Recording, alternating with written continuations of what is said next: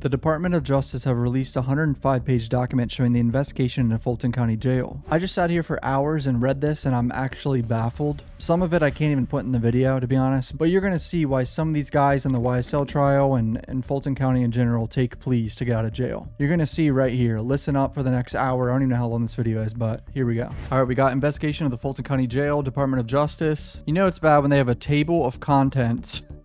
This is insane. Look at this table of contents. It's like 5 pages alone. All right, background, the jail population. Fulton County is the largest county in Georgia with more than 1 million people, just over 10% of Georgia's total population. It includes most of the city of Atlanta. The entities responsible for the jail are the Fulton County Sheriff's Office, which operates the jail in Fulton County, which funds the jail. The Fulton County Sheriff is Patrick Pat Labatt. Sheriff Labatt took office in January 2021. Fulton County Jail has 4 buildings, the main jail, and 3 annex facilities. The jail population is nearly all people with pending criminal charges. In July 2024, only 2% of the jail population was serving a criminal sentence. Wow, so everyone in there is people just waiting for their trial. Nearly all the people held in the jail are not there as the result of being found guilty of a crime. Wow, I didn't know that. I mean, that makes sense because it's a jail and not a prison. People spend long periods detained in the jail. Nearly 1/4 of the population in the jail on January 20th, 2023, 873 people had been held a year or more. Over 25% are in there for over a year or more. The average length of stay was 279 days. We identified 245 people who had been in custody for 2 years or more. 14 people who had been in jail for over 5 years. And one who had been there more than a decade. Who has been there for more than a decade? In June of 2023, 764 people booked in the jail. 41% of the bookings that month had 1 or more prior bookings. So over 40% are just getting booked back instantly again and again. Black people are overrepresented in the jail as compared to the Fulton County population. 91% of the people incarcerated in the jail are black, compared to just 40% of the Fulton County population.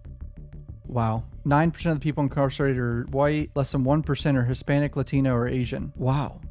These are crazy statistics here. A significant portion of the jail's population has identified mental illness. By September 2023, 380 people booked into the jail in June 2023. 20% of the bookings that month were placed on the jail's mental health caseload. According to the sheriff, 62% of the people who enter the jail have been identified as mental health or substance use disorder needs. The jail's mental health provider also identified 272 persons in custody at the jail in September 2023 who had a serious mental illness. So it sounds like Fulton County needs to get some therapy going or something. I'm not even trying to be funny. Like, something needs to happen with that. I don't know what it is, because mental illness is tough. It's a very hard thing to crack. Georgia is one of only 4 states where the juvenile justice system jurisdiction ends at 16. So 17-year-olds get sent there. Wow. Regardless of the offense, are charged as adults. Along with 17-year-olds who have been charged as adults, at 17, the jail houses 17-year-olds who, because of the nature of their charge or court order, were charged as adults at 16 or younger. What?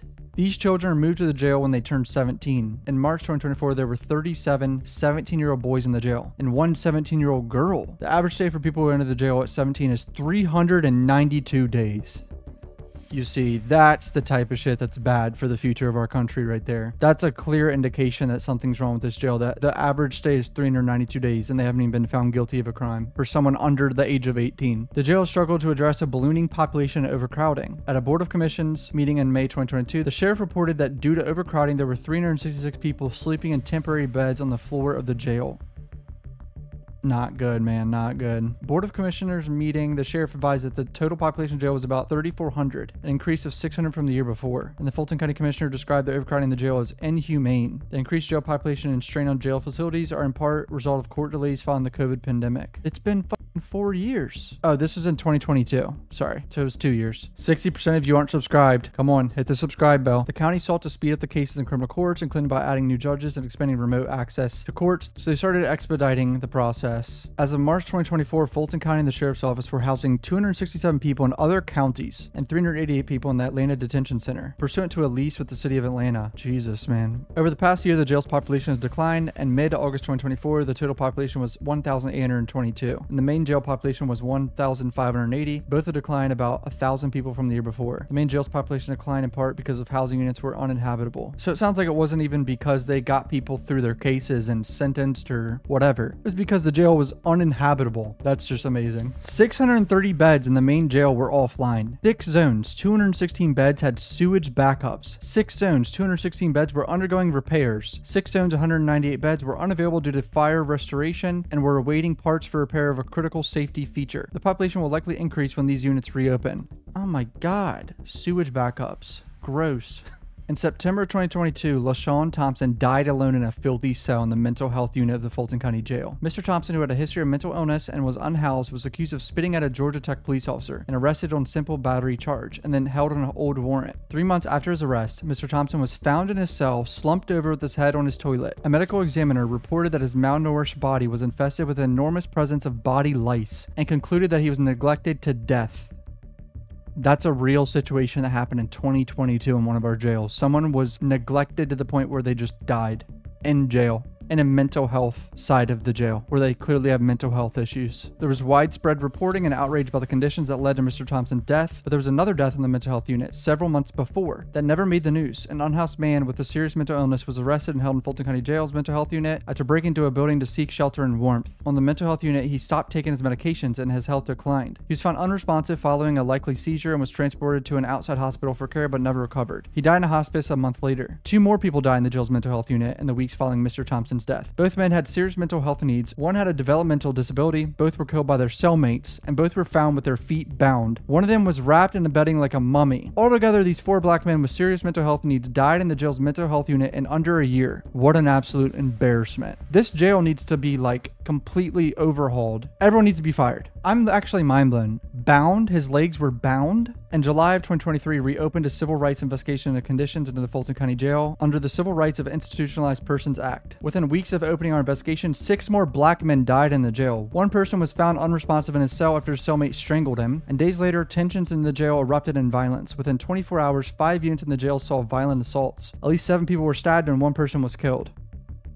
What the fuck is going on in this jail? I remember I said something about this in a video and someone was like, every jail is like this. No, it's not. This jail is particularly worse than every single other jail. And there's evidence of that. You'll see it. After an extensive investigation, we find reasonable cause to believe that Fulton County and the Fulton County Sheriff's Office violate the constitutional and statutory rights of people incarcerated in the Fulton County Jail. Fulton County Jail fails to adequately protect incarcerated people from the substantial risk of serious harm from violence and including homicides and stabbings by other incarcerated people. In the wake of Mr. Thompson's death in September 2022, the outcry surrounding it, the county and sheriff's office made public efforts to remedy conditions inside the jail. At a board of commissioners meeting in April 2023, one commissioner stated, "The jail is a crisis. It's in a crisis situation. Mr. Thompson died in part because of the overall crisis the jail is in. This family needs to get paid." I hope they won some sort of lawsuit. This is an absolute travesty. Every family that's had a death needs to sue this goddamn jail in the state of Georgia or something, dude. This is insane. During that meeting, the Board of Commissioners approved $5.3 million emergency funding for the jail to clean medical and psychiatric observation areas, improve security, and consult emergency management firm. The funding included the sheriff's request for $2.1 million to a private company to put digital wristbands on people incarcerated in the jail and monitor their biometric data. But the county rescinded funding for this contract 5 months later after learning that only 15 wristbands were in the use at the main jail. They spent $2 million and it didn't even work. That's where your taxpayer money went. Oh, fuck this, dude. The sheriff accepted resignations from 3 high-ranking members of sheriff's office, suggesting that they're responsible for the circumstances that led to Mr. Thompson's death. He also indicated that he might seek a new health care provider for the jail, but the jail's private health care provider, NAPF Care, announced that it planned to terminate the contract because of violence and unsafe working conditions. In the jail, ultimately the dispute was resolved and NAPF Care remains the current health care provider. In November of 2023, reports surfaced about misuse of the jail's inmate welfare fund. The fund comes from money incarcerated people and their families spend on phone calls and commissary items such as food, clothing, and hygiene items, and by county law was to be used for the welfare of incarcerated population. Instead, money intended to benefit the incarcerated population went to staff benefits, honey baked ham gift cards, and bounce house rental. Every paragraph, it gets worse and worse. Community events, vehicles, and tasers. In response, the Board of Commissioners abolished the inmate welfare fund, and the sheriff's office lost direct access to millions of dollars that had been reserved for the incarcerated population's benefit. What a fucking travesty. There's no way this is real. Everyone needs to be fired. Deaths and serious injuries remain prevalent at the jail. Thus far in 2024, 3 men at the jail have died. One of a suspected drug overdose and 1 by stabbing and 1 by suicide.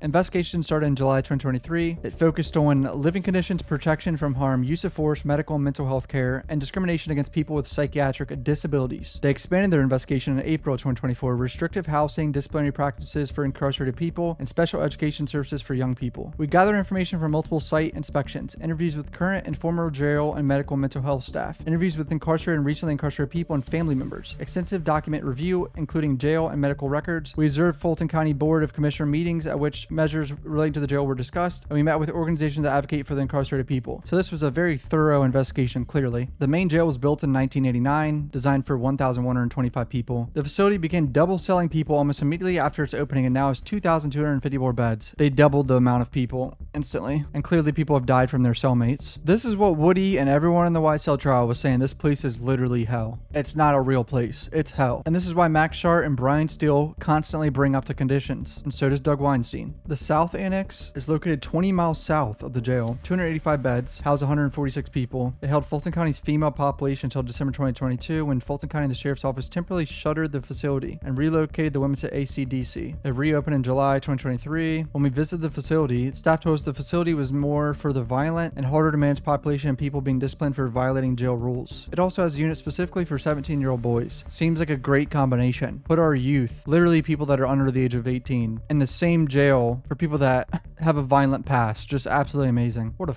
disaster. There's a North Annex 25 miles north of the main jail, 50 beds, 27 people. Another annex short distance from the main jail, 80 beds and 69 people. The facility houses trustees that incarcerate people who work in the jail. Civil rights violations identified. Protection from harm. Fulton County does not adequately protect incarcerated people from a substantial risk of serious harm from violence by other incarcerated people inside its facilities. Correctional officers have a duty to protect prisoners from violence at the hands of other prisoners. Jail officials violate the 8th and 14th Amendment rights of those in their custody when they are deliberately indifferent to an excessive risk of violence. In less than 24 hours in August of 2023, at least 7 people were stabbed and 1 was killed in the jail. Is this a war zone or is this a fucking jail? 7 people stabbed and 1 killed in 24 hours. I know that was kind of over exaggeration because people, you know, hundreds probably could die in 24 hours in a war zone, but whatever. The violence spanned 5 units and 3 floors. It started at 11:30 p.m. when officers discovered that people from one housing zone had opened their zone door and entered another zone to assault people. Someone popped open doors. Was it Lil Rod? I'm just kidding. It wasn't Lil Rod. I don't think it was, at least. I only say that because apparently he did get doors popped open at one point. That wasn't even me trying to be funny. Like, legit, he did that. The next day at 2:21 p.m., an officer heard screaming coming from a restrictive housing unit on the 7th floor. He found one incarcerated person with blood on his shoulder and a second incarcerated person on the floor in a pool of blood. That person died from multiple stab wounds. The locking mechanism for the doors in the unit had been broken while officers tried to secure the scene. Incarcerated people kept trying to assault each other. One incarcerated person had to be treated for exhaustion. Almost simultaneously at 2:26 p.m., a sergeant found another incarcerated man with blood on his face and chest in another unit. The victim required emergency medical transport for multiple puncture wounds to his face and back following an attack. At 9:15, an officer tased someone to break up a fight. Medical attention for the taser deployment was delayed because the jail was overwhelmed with stretcher calls.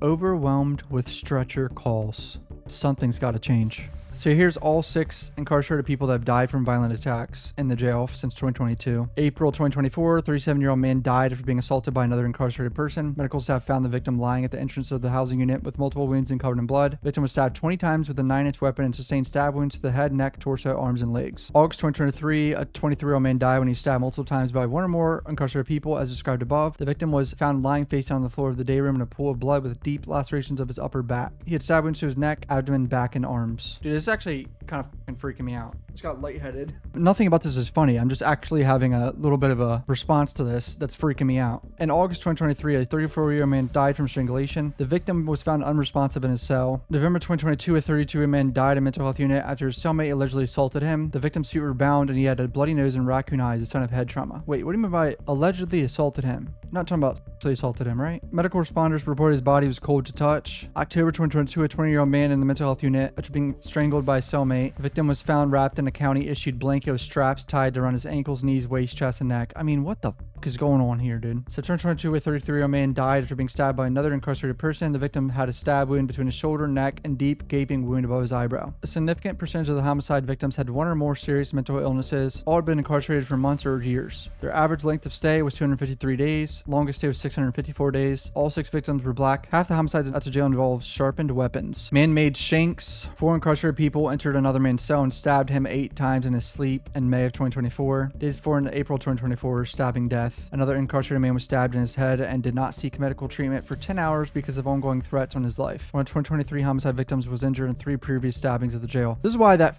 guy that testified in the YSL trial just seemed like a fucking idiot because he's running the jail like a goddamn idiot. I had knives put to my throat and I had to call my mom telling them, please wire somebody money or I'm going to get killed. Nobody should be subject to that at jail when you're supposed to be waiting for your day in court. Fulton County Jail detainee. In 2023, there were 1,054 assaults on incarcerated people and 314 stabbings in the jail. So literally almost a stabbing every single day and 1,000 assaults. So what is that, like 3 a day on average? The rate of stabbings at the jail was 1.5 times the rate of stabbings in New York City jails and more than 27 times the rate of incidents involving edged weapons in the Miami-Dade County Jail. The jail had many stabbings in a single month as the Miami-Dade County Jail, which houses more than 1.5 times more people, had all year. Holy shit, look at this chart, boys. Rate of stabbings per 100,000 people. Fulton County Jail, 10,000. New York City jails, 6 or 7,000. Miami-Dade, you can't even it's like a few hundred. There's way more people in Miami-Dade. What?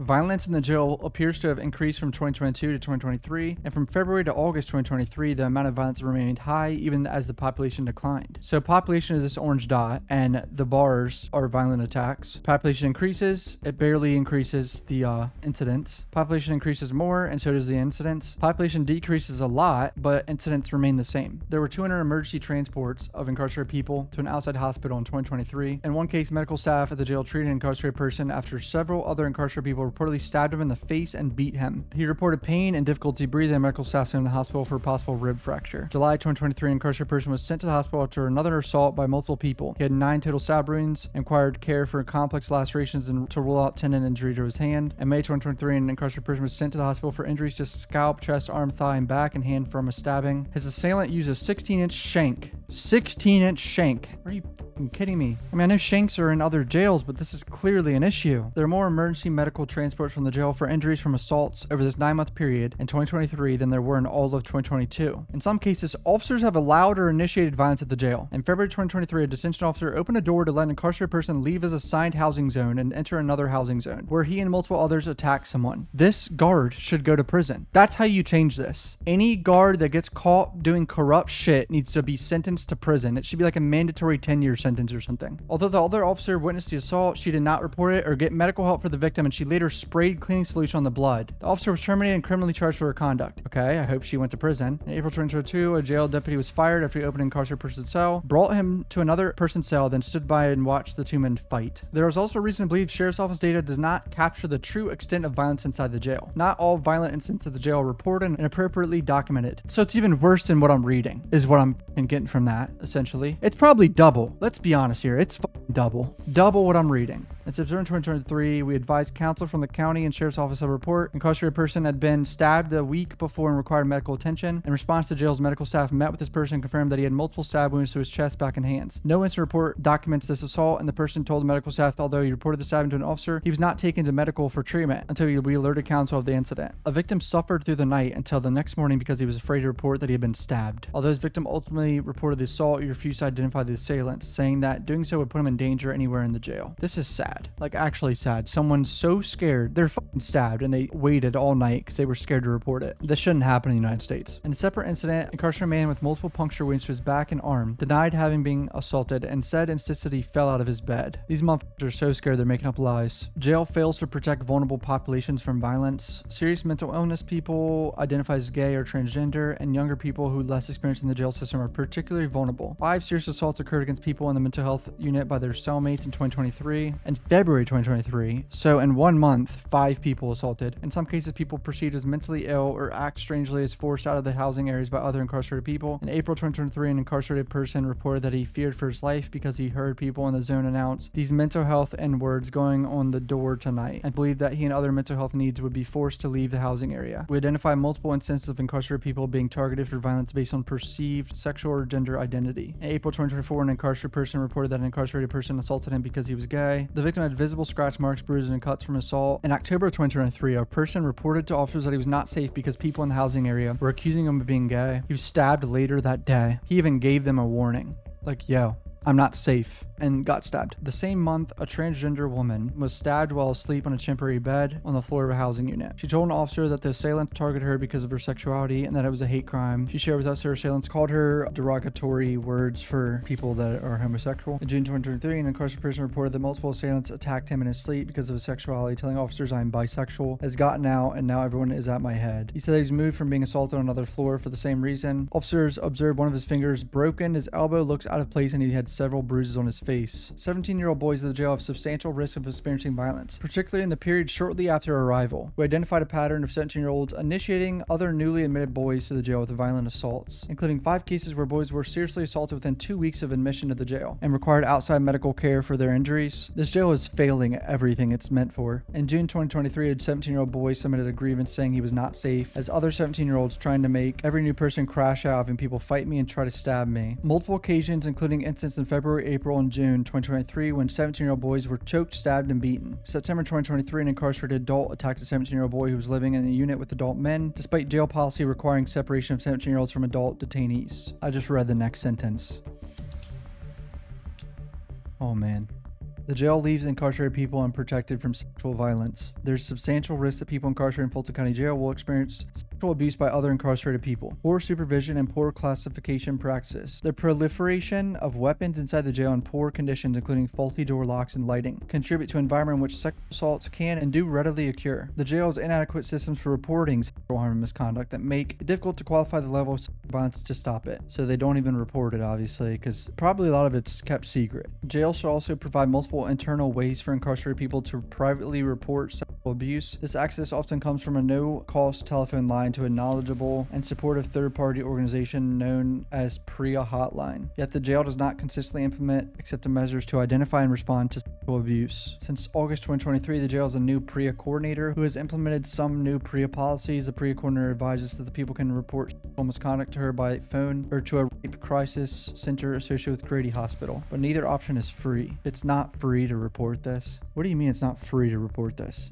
What does that mean? They have to pay to report this? What does that mean? We initially received just 1 PREA complaint filed for 2022 and 2 PREA complaints for 2023. That's it, when we all know there's way more. In reviewing these incident reports from the jail, we found many of these allegations of sexual abuse and harassment that were referred to PREA investigators but were not identified to us as PREA incidents. So it doesn't even work, pretty much. An incarcerated person reported bleeding, soreness, and pain in his rectal area, and he alleged that he had been R-worded twice by the same person. The sergeant submitted an incident report stating that the victim was transported to Grady Hospital for an examination and recommending that he report be turned over to a PREA investigator for further investigation. Despite requests, we received no documentation reflecting any additional investigation of the results of the sexual assault examination.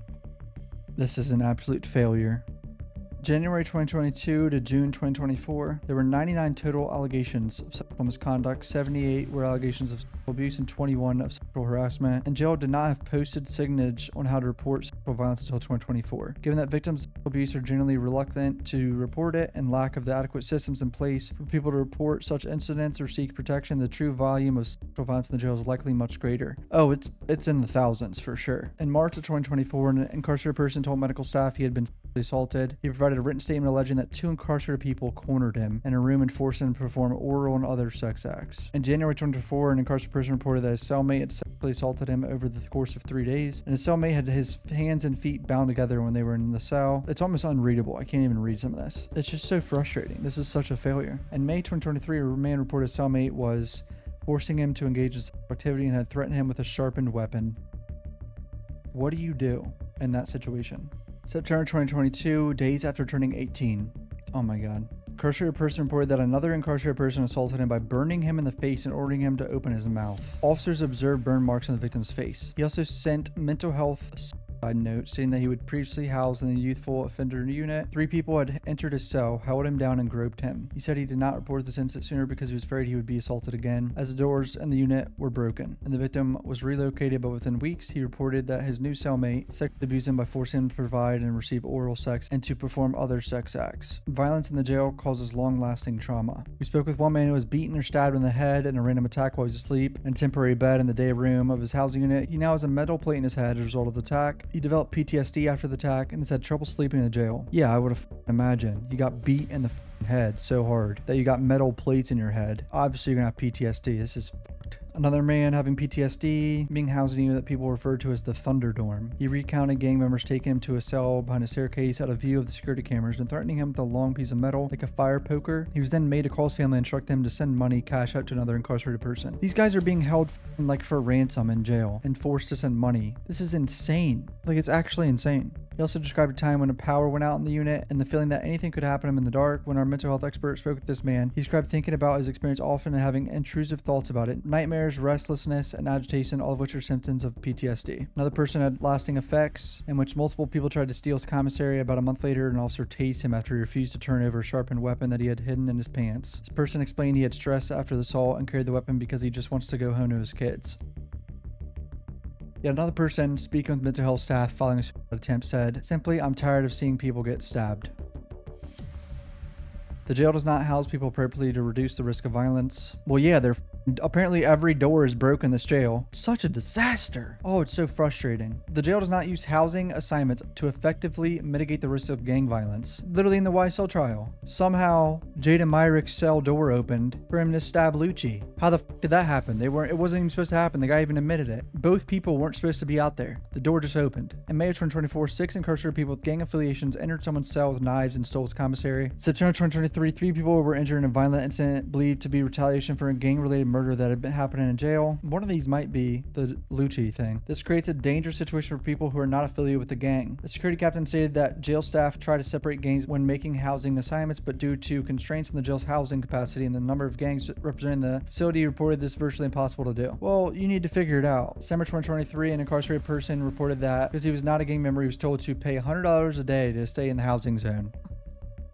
These fuckers, dude, literally being held for ransom in jail. In October 2023, another person alerted that officers that gang members were extorting him for protection money to live in the zone without being violently attacked. An incarcerated person was assaulted over commissary dispute, and a witness reported that a gang was running the zone and controlling commissary. The jail does not provide adequate staffing and supervision to keep people safe. August 2023 reflected that the main jail was below the minimum level of staff on all floors for 4 out of the 6-day shifts. Both homicides in August 2023 occurred in the same unit during this period. Direct correlation: understaffed and 2 people die. When only 2 staff were assigned to the unit, staffing levels overnight were even worse. One night in August 2023, staffing in the main jail was 1/3 of the minimum staffing level, with multiple floors having a single officer assigned to supervise 150 to 250 people. Talk about being outnumbered. One person for 150 to 250 people. There could be a jail uprising. Let's be honest. Every single person in that jail, they could get it going, dude. There's not enough people there to control them. A watch commander told us that our goal in staffing the main jail is to aim for at least 2 floor officers who go into the housing units and 1 officer in the tower. 3 total. Our review of the deployment roster shows that the jail does not meet this reduced level of staffing in the housing units either, as often there are just 1 or 2 officers assigned to a unit. Violence occurs as a direct result of the understaffing. Yep.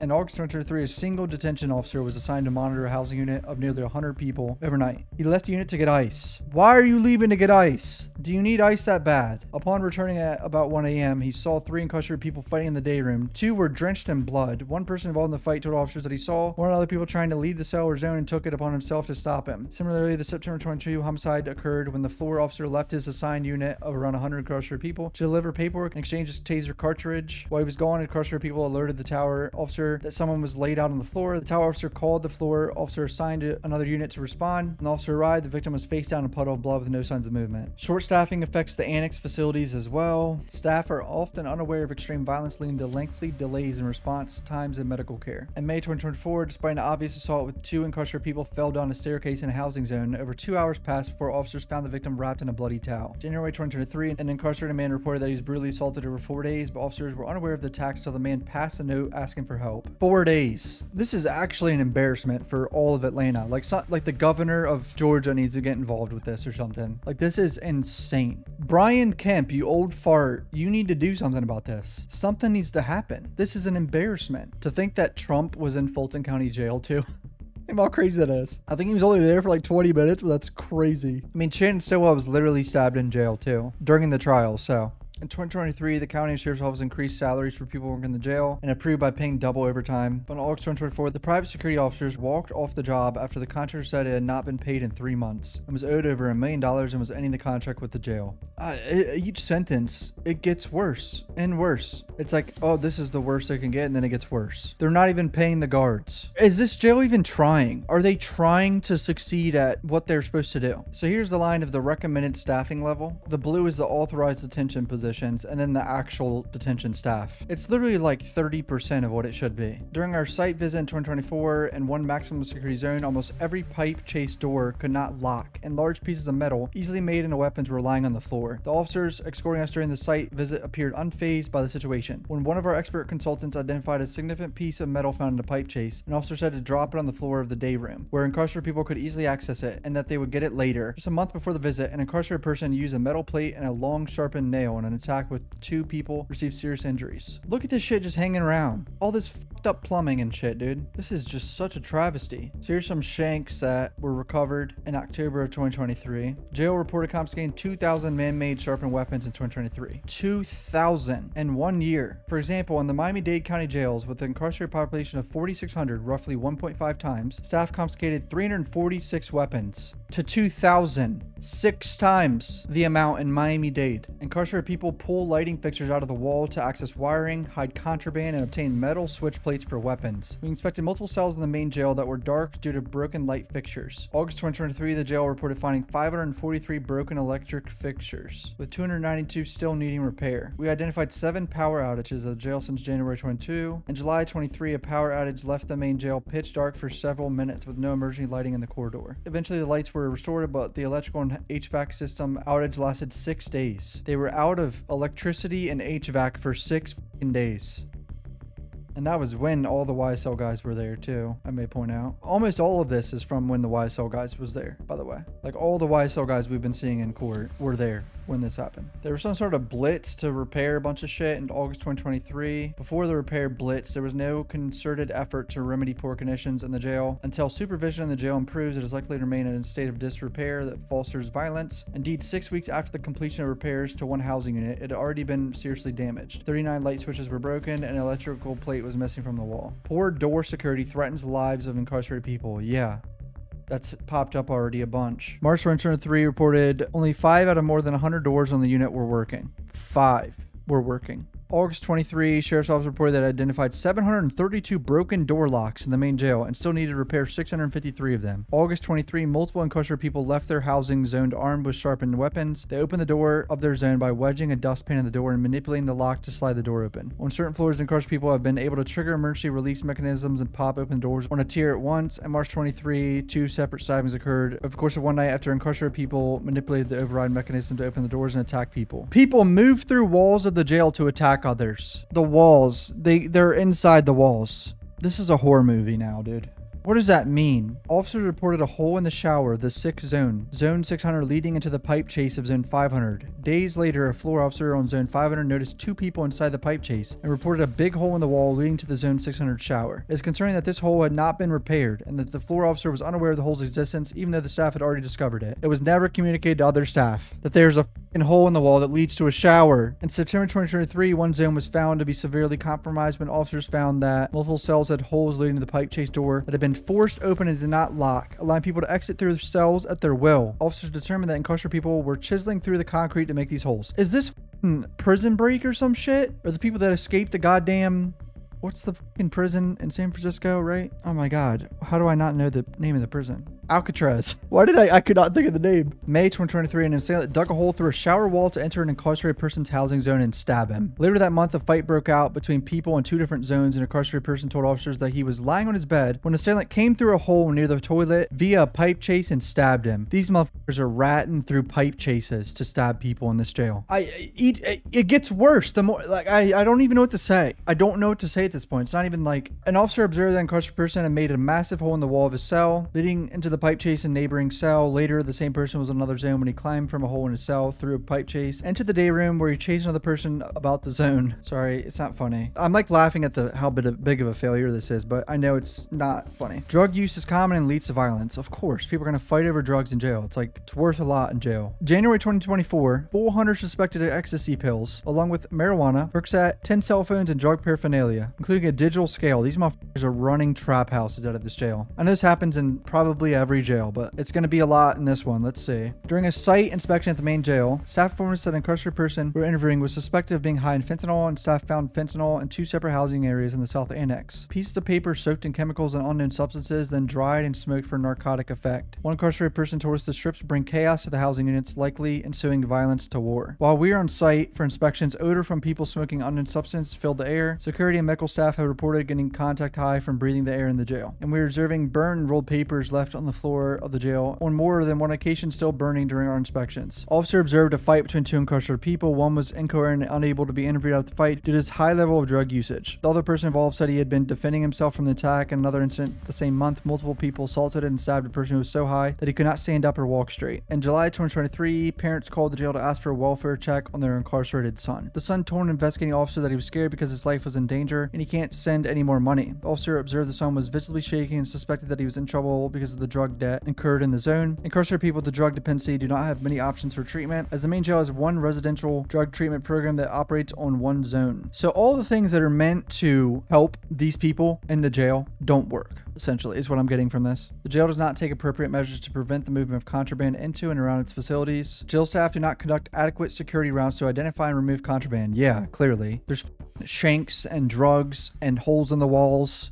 Popping out through fucking toilets, dude. Jail staff appear apathetic towards the problem. Yeah, they don't give a fuck. They're just getting paid for their salary, doing their thing. They're probably trying not to fucking die too. Actually, I don't know if there's any guards that have died, but staff have found many man-made weapons on people in the medical clinic, and medical equipment has gone missing from the jail. One officer reported that to reduce the number of weapons in his zone, he would announce to incarcerated people housed there that he needed to find 10 weapons on the table when he returned to the zone. He would leave the zone, and when he returned, there would always be the right number of weapons on the table, which incarcerated people would presumably place there to prevent a search. So the guard is like, I need 10 weapons on the table by the time I get back, when he knows there's probably hundreds of weapons. So they're like, we have to sacrifice 10 so they don't come take our hundreds of weapons. This approach to contraband control is concerning for several reasons. It suggests that additional weapons remain in the zone. Literally what I just said. Second, incarcerated people likely pressure the most vulnerable people on the unit to surrender their weapons. Literally. They all instantly probably turn and go to the one kid that they know is going to give up his weapon because they want to keep theirs. This shouldn't be happening in the United States. Officers found various contraband inside a cell that had a hole in the window. More than 2 weeks before this incident, officers had identified a burned out window in the cell that left a huge opening for contraband. When we inspected the jail, window holes were visible from the parking lot. Security staff seemed to be aware of the issue, but still housed people in the cells with holes in the windows. It wouldn't surprise me if someone somehow got shit through that window hole. Would not surprise me. So here's the fucking holes. Look at these holes. They're huge. Bro, you can stick your arm out that. Burned holes.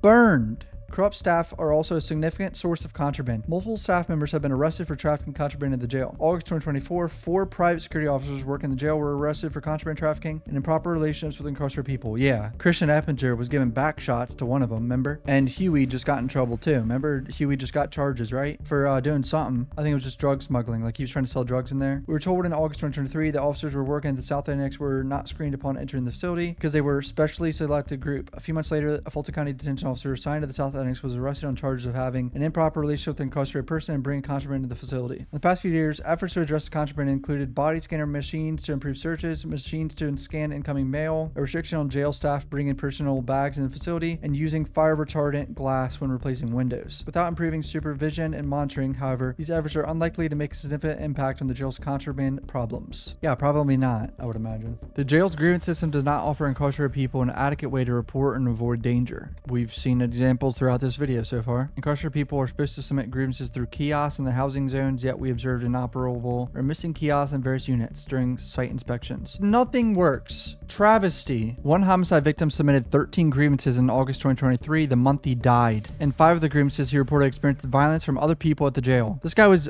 begging for his life and nothing happened, and then he dies. This jail is so Shortly before he was moved to 7th South, he reported that officers were trying to move him to a more dangerous location because he had been reported for misconduct. He explained that moving him was dangerous because he had issues with people on multiple floors. The grievance officer did not respond until a month later, which the officer wrote, "The grievance is over 30 days old. If your issue is unresolved, please resubmit your complaint. This office apologizes for the day." By the time of his response, the person had already been moved to 7th South and killed there. August 2023, a incarcerated person submitted an emergency grievance alleging that he was assaulted that day by another person in his zone. He further alleged that his assailant had assaulted someone else 2 days before the attack, and officers had failed to remove the assailant from the zone. The grievance officer decided the grievance was improperly filed as an emergency, told the person to refile. Even a grievance about the sexual assault of a 17-year-old boy triggered no apparent actions to address the violence. In June of 2023, a 17-year-old boy submitted an emergency grievance reporting that he had been anally penetrated and was bleeding. Despite the request, we received no incident reports or documents indicating that anyone investigated these complaints. Another example of a person submitting a sexual assault, but nothing happened. March 2024, jail failed to bring an incarcerated person outside the jail to a hospital for a medical exam, even though he reported to nursing staff he had been sexually assaulted the night before. 3 weeks later, the person saw another member of the medical staff, a physician, and complained that he had been sexually assaulted weeks ago and never evaluated. Due to error in communication, 4 months after this person reported the sexual assault, the investigation filed no record that the jail staff interviewed the victim or witness. Officers using excessive force, especially with a taser, when people are not actively resisting or posing any danger to themselves or others. Tasers can be activated in 2 modes, probe or drive stun. In probe mode, the officer fires 2 barbs or prongs that pierce the skin. We found that the officers in jail respond to minor transgressions with force. August 2023, an officer told a man to retrieve a basketball and give it to the officer. According to the official report, the man did not comply, so the officer tased him. Tased his ass over a basketball. August 2023, an officer sprayed a man with OC spray without warning for failing to pack up items after an officer ordered him to do so. In June 2023, an officer used a taser twice on a man who was yelling and swearing in protest of a television removal. Officer did not give any commands or use any de-escalation techniques. He just fucking tased his ass. Guy complains about his TV getting taken away. Tase him. Go do it. Tase him. Absolute travesty. Officers fired a taser at a man who argued and refused to hang up the phone. The man eventually hung up, but one of the officers fired a taser anyway. Oh, he was following commands, it sounds like, at some point, and he tased him anyway. Sergeant sprayed OC at 2 incarcerated people in 2 different contexts within 10 minutes. Body-worn camera footage shows that neither person physically or verbally threatened staff or others. The sergeant called both people idiots after using OC spray on them. An other officer told the sergeant, "Man, Sarge, you're on fire today."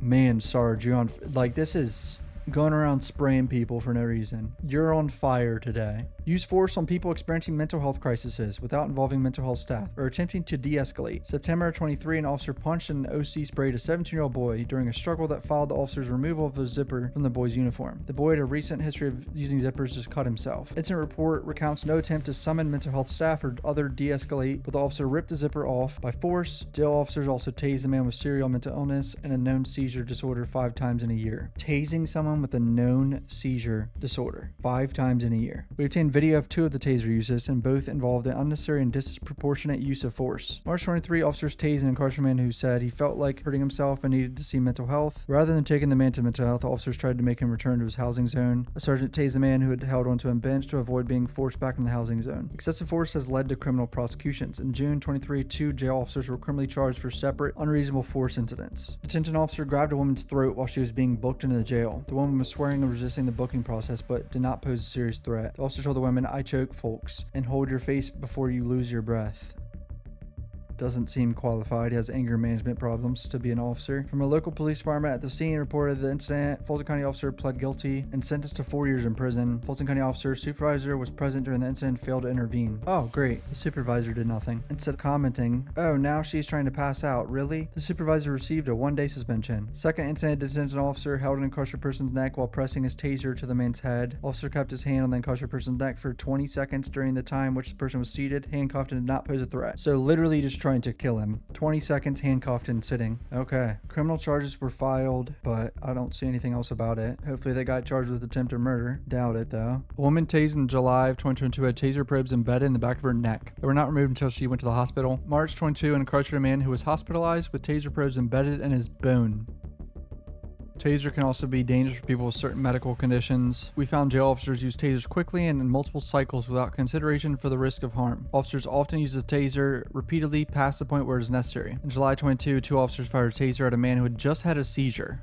Sounds very nice. Reportedly tased the man because he reached his hands toward a lieutenant's belt where they were putting him on a stretcher. The man fell or jumped up from the stretcher and screamed. On the floor, when he tried to sit up, the officers tased him again. I mean, what the After the last cycle, the man said, "I can't breathe." Medical staff approached and told the officer to stop because the man had or was having a seizure. Policy, training, and accountability systems are inadequate to prevent excessive force. The jail lacks systems to identify excessive force and address it. Supervisors almost never identify instances of excessive force and rarely hold officers accountable. Even when supervisors learn that an officer used an excessive number of taser cycles, the supervisor may not find the force unreasonable. In April 22, an officer tased an older man who refused to stand up from his seat because he wanted medical attention. Dude just wanted help. The man said he'd been in an accident, hurt his shoulder, and he screamed and the officer tried to grab his arm. The man threatened and argued with the officer, and the officer reported that he started to fear for his safety. The officer stepped back and aimed his taser and fired immediately, and without warning yelled, "I'm done talking." As the man was on the floor, the officer fired multiple additional taser cycles. In his report, officer only admitted to around 4 total taser cycles. Although a supervisor reviewed body cam footage of the incident and determined the officer fired 6 and 8 cycles at the man.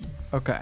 1 cycle is probably enough. Out of 338 disciplinary hearings in 2022, the first 8 months of 2023, 18 people were charged with mistreatment of prisoners. Even the investigators sustained excessive force allegations. The people that are meant to investigate it. In January 2023, jail investigators found that a detention officer tased a handcuffed person in the back while escorting him out of the housing zone. The investigation concluded that the incarcerated person posed no immediate threat to the officer and was not actively resisting when the officer tased him. Officer only got a 1-day suspension and a training course video.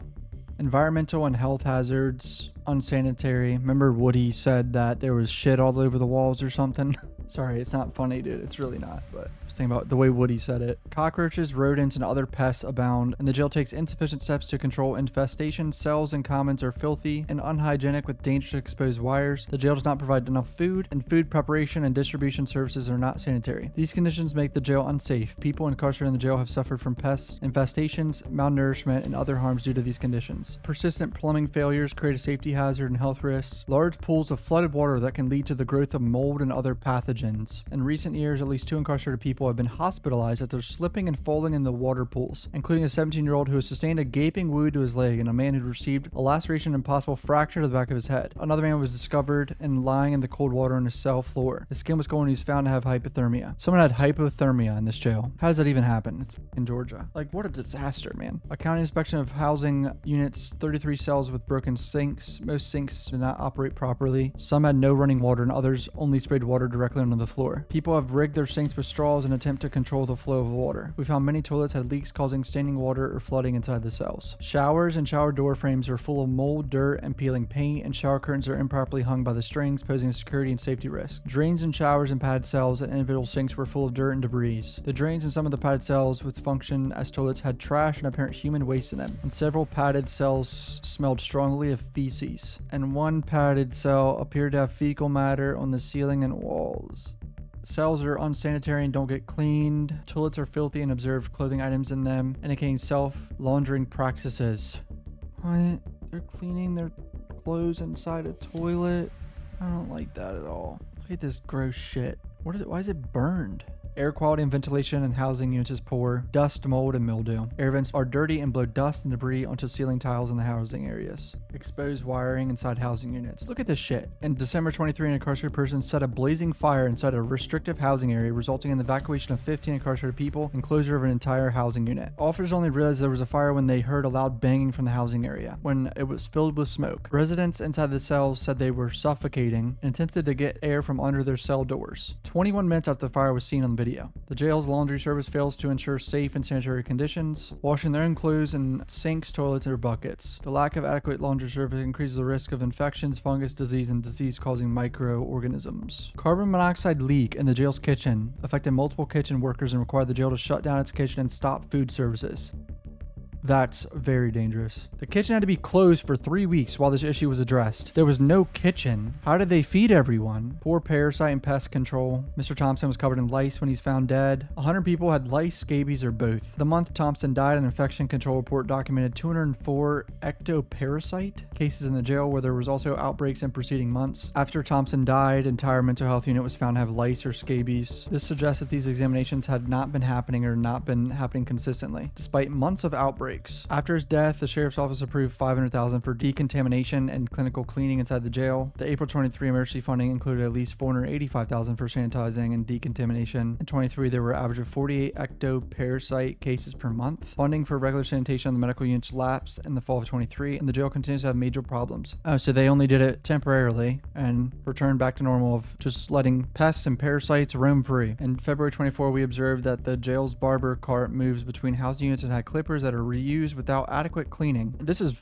brain dead. Cockroaches also roam the jail. They contaminate food and surfaces by intermittently discharging partially digested food from their mouths and dropping feces. We observed cockroaches scurrying out from the jail's kitchen ovens, showing that infestation was present. This is hell. It is. 90% of the people living in mental health unit of the jail were significantly malnourished with obvious muscle wasting. Mr. Thompson lost over 30 pounds in just 3 months when he lived in the jail. Were they just starving these people and they just die? Like, what is this? Please, bro. They explained that extortion for food is common because of the limited food supply. In one case, an incarcerated person who was tased after he took an extra lunch sack explained that he did so because he has diabetes and was hungry. The jail food sucks, nutrition-wise. Breakfast and dinner are hot meals. Lunch is 2 lunch meat or peanut butter sandwiches and sandwich cookies. The jail's vendor claimed that its meals contain enough calories as well as vitamins and minerals, but it does not provide documentation to support this. Our own analysis of the vendor's menu found that the caloric and nutrient content of those menus was lower than reported. Less variety and nutritional value than what the menus reflected. People with medical needs need to require special diets such as diabetes and cardiac disease are especially unhealthy and unsafe. They don't have different meals for people with those medical conditions. They just give them PB&J. And cookies. Cornbread, rice, and cake was too high for someone with diabetes, and the sodium content was too high for someone with high blood pressure or cardiac disease. Only one of the 14 hot food items we imagined in the kitchen was a safe temperature. Once the food left the kitchen, it took nearly 30 minutes to reach incarcerated people in their cells, and many food trays were left uncovered during transport. Like, what are we doing? Fulton County and Fulton County Jail fail to provide constitutionally adequate medical and mental health care to people at the jail. At least 60% of people in the jail have mental health or substance use needs. Hundreds of people in the jail have a serious mental illness that impairs functioning. No wonder Thug wanted to get out of this place, bro. He was like, if I have a chance, I need to just do it. Or wait, was he even being housed here? Well, I know he was housed in Fulton County Jail for a while, but I thought maybe thinking of YNW Malley. Never mind. June 2023, a man jumped off the top tier of the housing unit in a possible suicide attempt. Mental health staff were blocked from conducting a timely post-suicide observation evaluation because the floor officer was passing out food trays and were not allowed to provide her into the unit. They didn't do it until 2 days later. They tried to meet with him 6 more times, but could not find him because his housing unit was not up to date in the computer system. At least some of the reason for this gap in medication administration was the medical staff did not know where he was. He reported having a mental breakdown and later died in apparent homicide in the jail.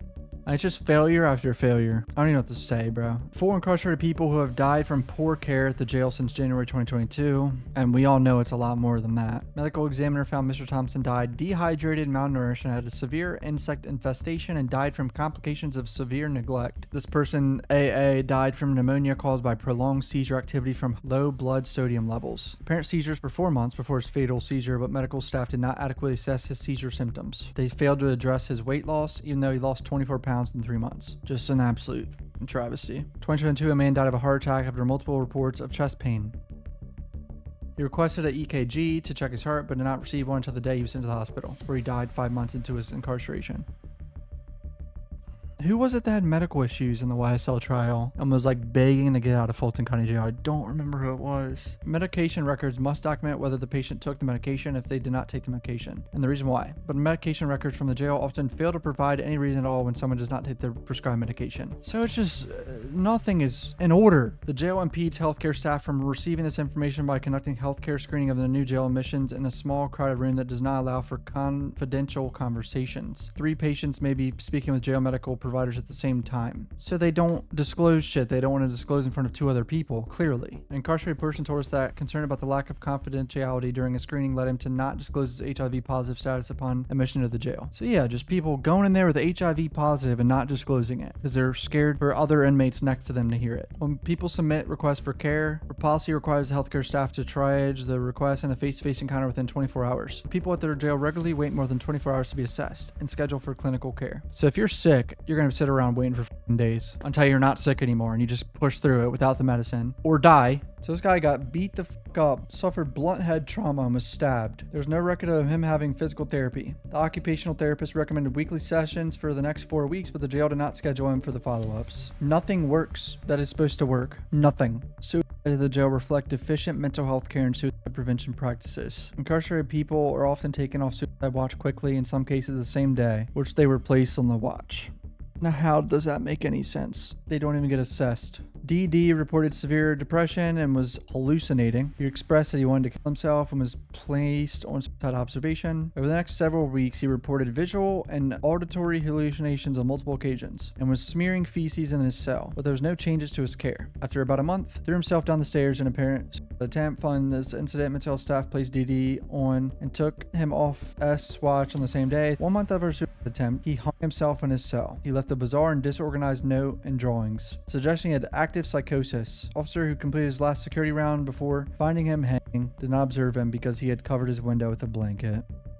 DD was absolutely failed. One mother told us that her son with schizophrenia was released with active psychosis. The mother wanted to arrange services for him before discharge so that he would not end up re-incarcerated due to probation violations, as had happened previously, but she reported that he was discharged without notice to her, and after he had been unable to speak with her for several days, he was released to the streets as a stranger called for her help. She then had to have a rideshare pick him up while he was still experiencing psychosis and bring him to a detox facility. So they don't even help people that are in like literally mental crisis, like at all. They just release this guy during psychosis. That room is doing it to me. Person in restrictive housing explaining it's self-injury. It's nothing to do. We just be locked in that cage. Description of conditions in the South Annex after a self-harm incident. In summary, our investigation found reasonable cause to believe that Fulton County and Fulton County Sheriff's Office violate the constitutional and statutory rights of people confined at the jail with deliberate indifference to risks of harms, failing to protect incarcerated people from violence, engaging in a pattern or practice of excessive force, failing to provide humane living conditions, failing to provide adequate medical and mental health care. We're obligated to advise you that 49 days after the issuance of this letter, the Attorney General may initiate a lawsuit pursuant to CRIPA to correct deficiencies identified in this findings report, and that's it. That's the end. Yeah, some of this I couldn't even read because it was so bad, but the gist of it y'all saw. I don't even know what to say. I mean, something has to change in Fulton County. This is an embarrassment. This is a travesty to our country. This shouldn't be happening. Comment down below what you guys think. Love you guys. Peace out.